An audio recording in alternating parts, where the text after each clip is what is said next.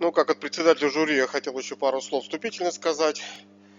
В первую очередь я хотел сказать, что арктический регион с точки зрения биологов и экологов, несколько таких было точек соприкосновения или несколько аспектов изучения. Вообще территория, как известно, северная, очень труднодоступная, тяжело изучаема.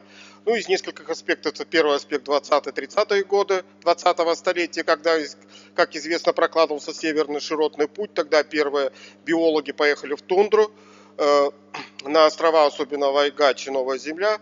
В основном было это связано изучение с равнинных тундр с целью базы для разведения оленей, северных оленей. Это первое, вот когда наши биологи, тогда же в 30-х годах первые начали научные центры в Архангельске, в Петрозаводске, и часть ученых, которые позже в нашем в институте в городе Сыктывкаре.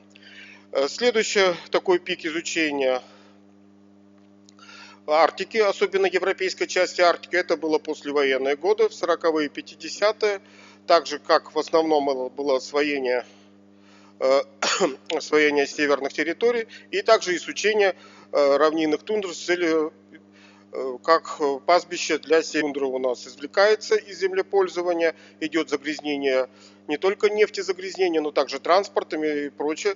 Поэтому в то время биологи активно выезжали, особенно на Новую Землю, на Вайгач, на Колгуев, и также Большеземельские туда с целью влияния изменения растительности.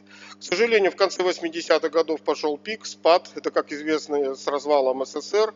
К сожалению, сейчас мы испытываем довольно тяжелые тоже затруднения. Не хватает денег, ресурсов.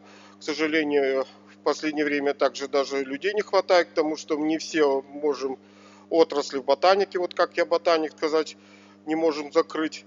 Но, к сожалению, к счастью, институты пока еще работают, средства хоть какие-то ограниченные выделяются, но, конечно, в такие уже, как на Вайгач, Колгуев или Новую Землю не попадаем. В основном наша работа связана с Большеземельской тундрой, с Полярным Уралом.